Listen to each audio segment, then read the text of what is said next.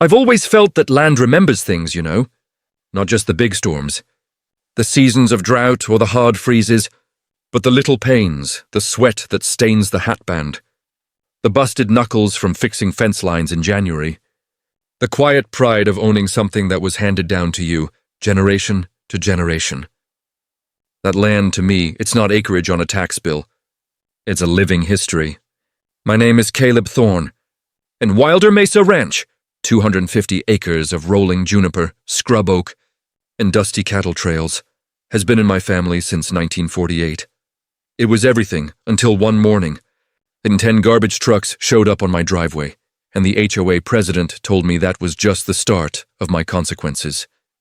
For decades, we were just use. My dad ran Hereford cattle. I built custom metalwork in the big steel shop I put up myself.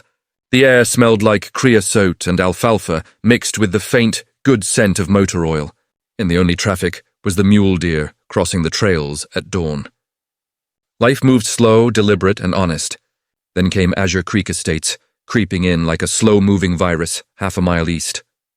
They stripped the native grass, paved over old wildlife corridors, and built 300 identical stucco palaces, managed by the Azure Creek Property Owners Guild, or the POG as I quickly started calling them. It was marketed with glossy brochures screaming, "Sustainable living with rustic views," which, as it turned out, meant they wanted the pristine, unobstructed view of my working ranch, but absolutely none of the actual ranch part of it. The smell of cow manure, the sound of the diesel engine, the sight of a legitimate working life. That didn't fit their aesthetic. The trouble started subtle, almost annoyingly benign. First, it was the designer rocks. Ugly, imported grey boulders placed right up against the ancient, sun-baked barbed wire fence line like some kind of smug, expensive border marker. They looked utterly ridiculous sitting there in the high desert scrub where they'd never naturally belong. I'd pull them up, they'd put them back. I'd let my cattle graze the area. They'd start taking pictures of the visual blight. I figured they were just city folks getting used to dirt, noise, and reality. I'd wait it out, let them burn themselves out on their own perfectionism. But this wasn't about slightly annoying neighbors. It was about control, a total, aggressive seizure of aesthetic dominance. And it was all orchestrated by Veronica Sterling, the HOA president. She looked like a hedge fund analyst who'd just discovered organic kale. Always in a pristine white visor, oversized sunglasses, and driving a silent, terrifyingly clean Tesla with tinted windows. Her face, even when she smiled for the brochure, was cold, like granite under a full moon, utterly devoid of warmth or empathy. The letters started arriving, not through the honest mailbox, because they didn't respect the US Postal Service, but hand-delivered, slipped under the heavy steel chain on my gate like a threat from a small-town mob boss. They cited my non-conforming agricultural aesthetic, complaining specifically about excessive livestock presence and my unpainted auxiliary outbuildings. They even complained about the rust on my original water storage tank, a tank that had been watering this ranch since 1960. It was absurd, but the tone was undeniably serious. Comply, or face sanctions and unnecessary escalation. I didn't dignify the letter with a proper response. I took a copy of the original 1948 survey map, the one signed in thick black ink by the county surveyor, laminated it carefully, and zip-tied it to the fence facing their subdivision. Underneath it, I tacked a piece of cardboard I'd sprayed fire engine red with a thick stencil. Wilder Mesa Land. Not for sale, not for discussion, Thorne. You'd think that would be enough for reasonable people to see a firm, legal, and non-negotiable no and simply retreat. But Veronica's crowd wasn't built on reason or neighborly courtesy. They were built on the fundamental, arrogant belief that a well-funded HOA seal was more powerful than a state deed or a century of precedent. A week later, she showed up for a full-scale incursion. Not alone. She brought a posse of 6, all in matching sapphire polos with the smug POG logo embroidered over their hearts, and they drove 4 polished black SUVs right up to the working area near my barnyard. They were taking pictures of my rusted tractor, the pile of composting manure I used for fertilizer. even the stray blue heeler sleeping on the porch. They looked like they were casing a scene for a low-budget crime show, meticulously documenting my failure to conform. I walked up to them, slow, deliberate, keeping my hands resting on the belt buckle my grandfather gave me, a heavy, dependable piece of brass. I used the voice my father used when he was about to get serious, low and steady.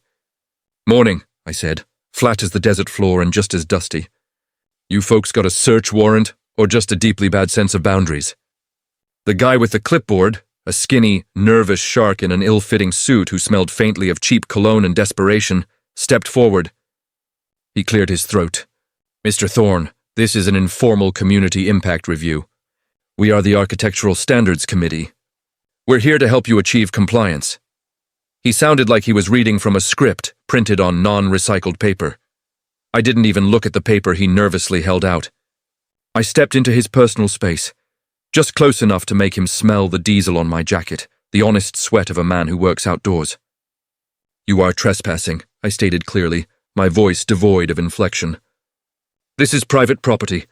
I don't need your help. You have exactly 60 seconds to get back into your fancy cars and off my land before this becomes a criminal matter." "Your little guild has zero jurisdiction here!"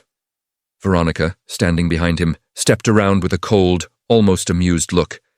Her sunglasses didn't move, hiding whatever calculation was going on behind her eyes. "We advise you not to resist, Mr. Thorne. Your property presents a clear impediment to the community's vision. Failure to integrate may result in independent corrective action. The Guild reserves the right to maintain environmental harmony within a reasonable boundary of influence." Boundary of influence. It was corporate nonsense, a manufactured legal term used to expand their control beyond their own legal limits. It hit me like a kick in the ribs. I pulled out my phone and started recording. "Here's my formal statement," I said, pointing the camera at her perfect, cold face. "You trespassers have been documented. You are issuing fraudulent orders on private land. You want to escalate? I'll escalate faster." They muttered amongst themselves, their corporate sheen fading fast as they realized I wasn't the kind of neighbor who'd fold for a fine. They backed off that day, retreating back toward their asphalt utopia. But I knew the fight had just begun. I immediately called my old friend, Deputy Ben Carter, who'd gotten out of town years ago but was back visiting his mum. He was currently crashing in my guest house. "Your weekend just got interesting, Ben," I told him. "Bring your badge and a cooler. We might need a refresher course on property rights." The sound woke me up at 5 a.m. the next day.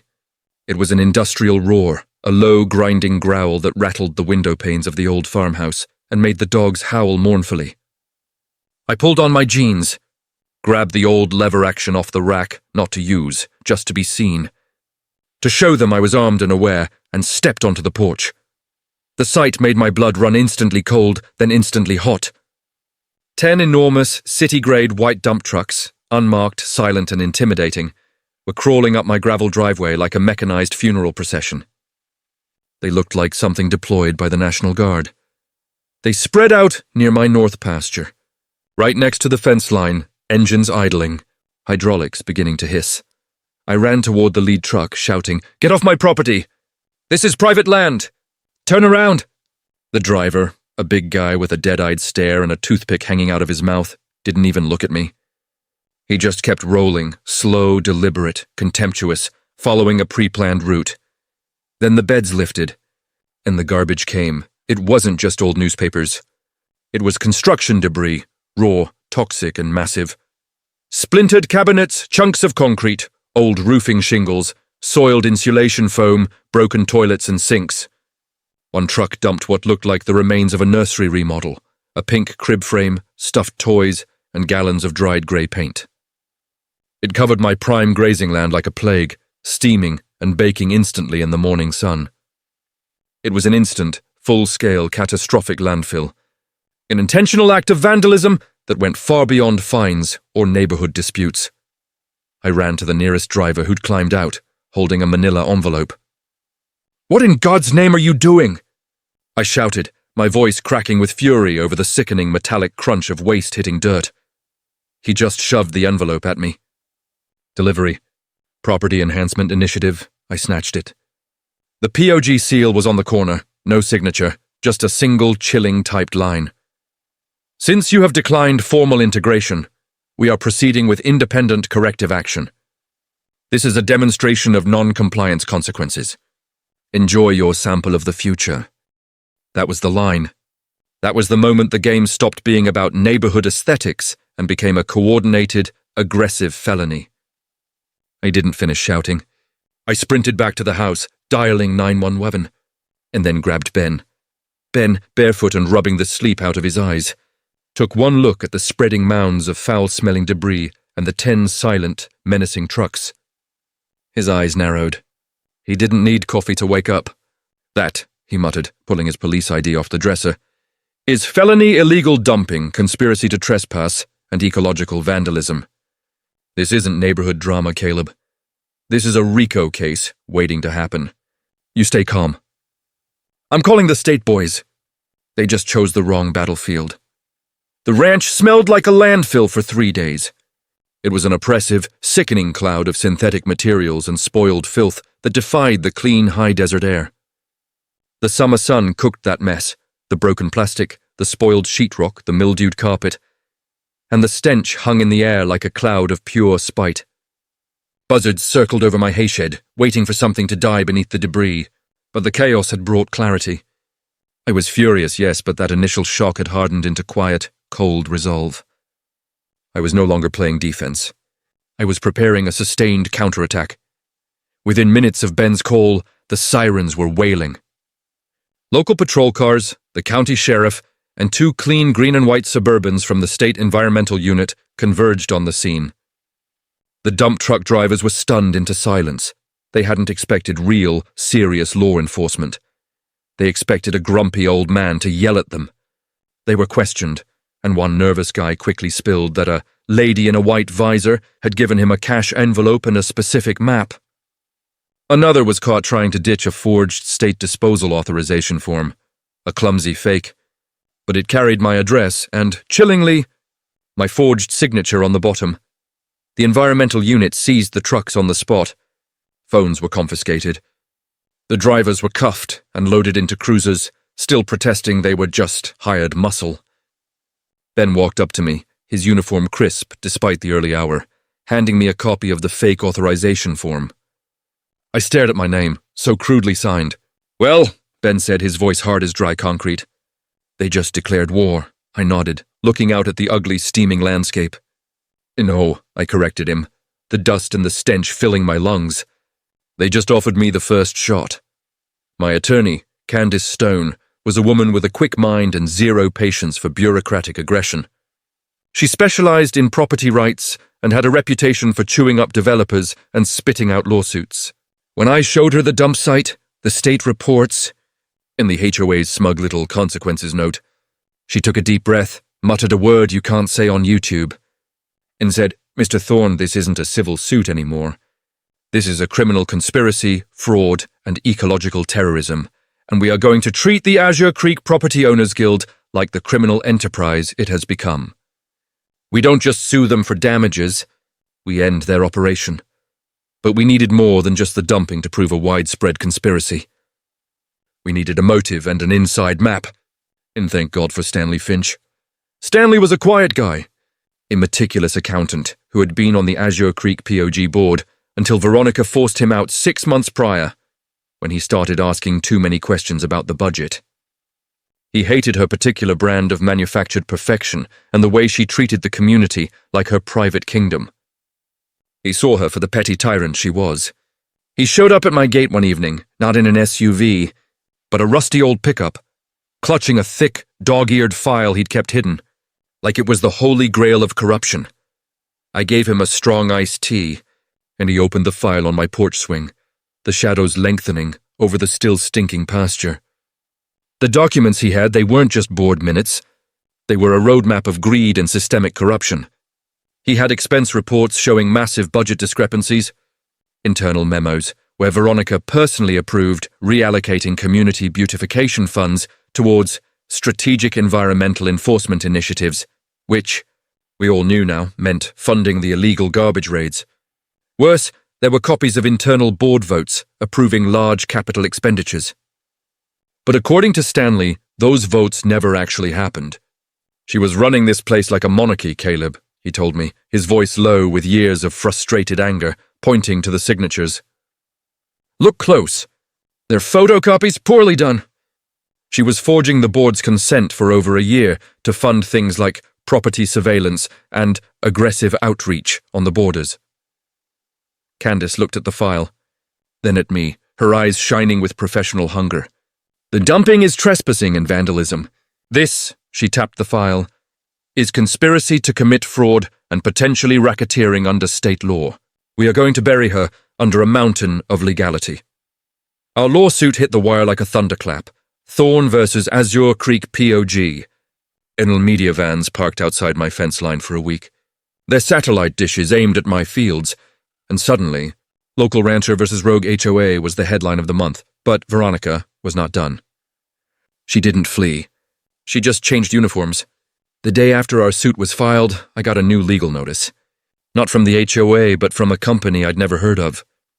High Plains Stewardship LLC. They were suing me, the victim of illegal dumping, for polluting their community ecological transition zone. I passed the notice to Candace.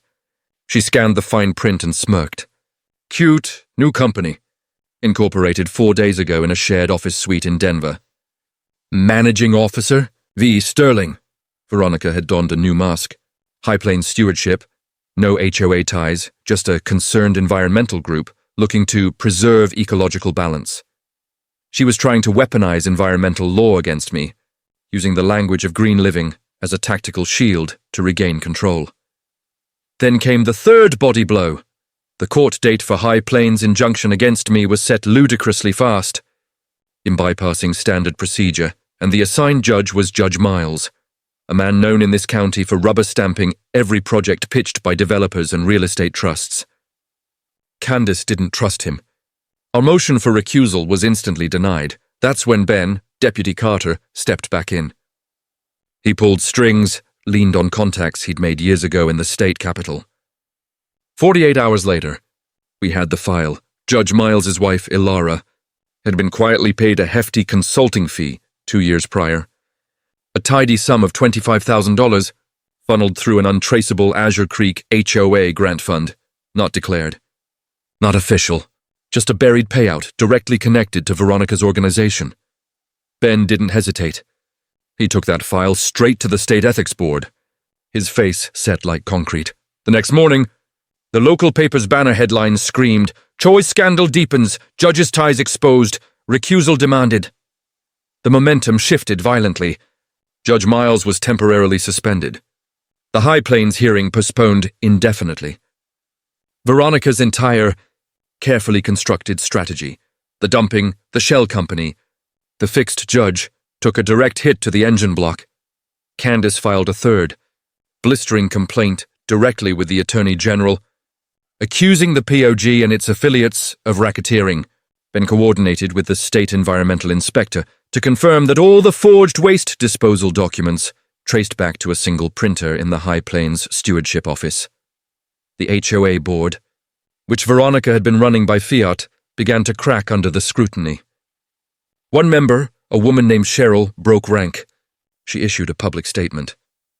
"I joined this community to build a neighborhood, not to strong-arm our neighbors for personal gain." She resigned immediately and promised to cooperate fully with investigators. It wasn't just my fight anymore. It was the entire community turning on its dictator. The real reckoning came in Judge Thompson's courtroom. Thompson, the interim judge, ex-military, quiet, gravel-voiced and final, didn't waste a second. Stanley Finch was the lead witness. He walked in like a man who'd rediscovered his purpose, his folder thick enough to stop a bullet. He calmly laid out the duplicate minutes, the forged signatures, the fraudulent fund transfers, and the memos detailing aggressive outreach.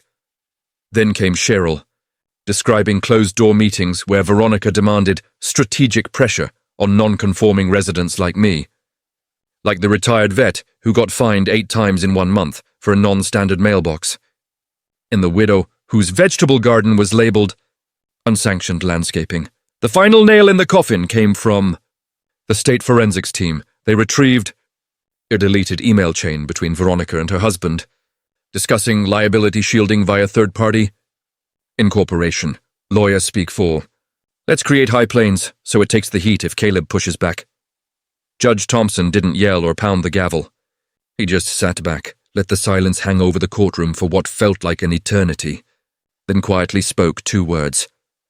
Proceed with criminal filings. Veronica Sterling was arrested at her vacation rental in the Bahamas 2 days later.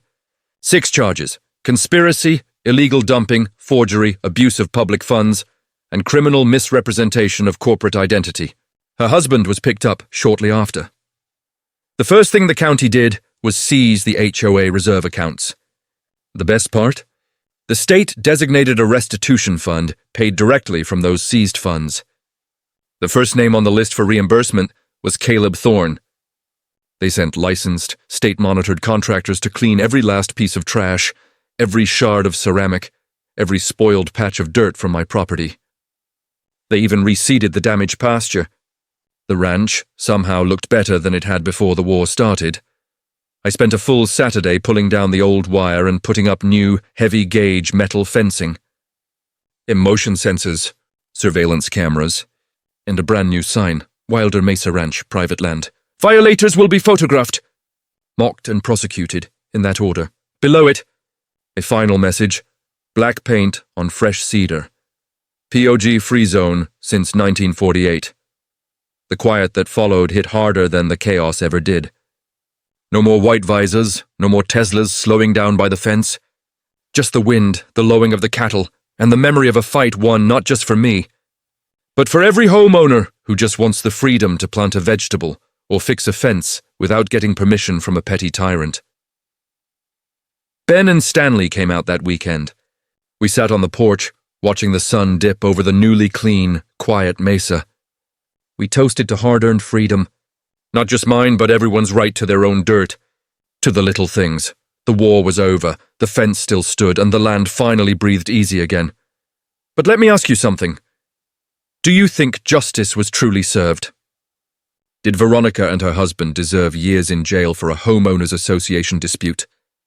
Or was the dissolution of their power and the financial ruin enough? Have you ever had to fight a bully who hides behind an HOA logo? Tell me your story. Let me know in the comments below. What is the worst thing an HOA has ever tried to control in your life? Don't forget to like and subscribe if you believe in fighting back against the clipboard tyranny.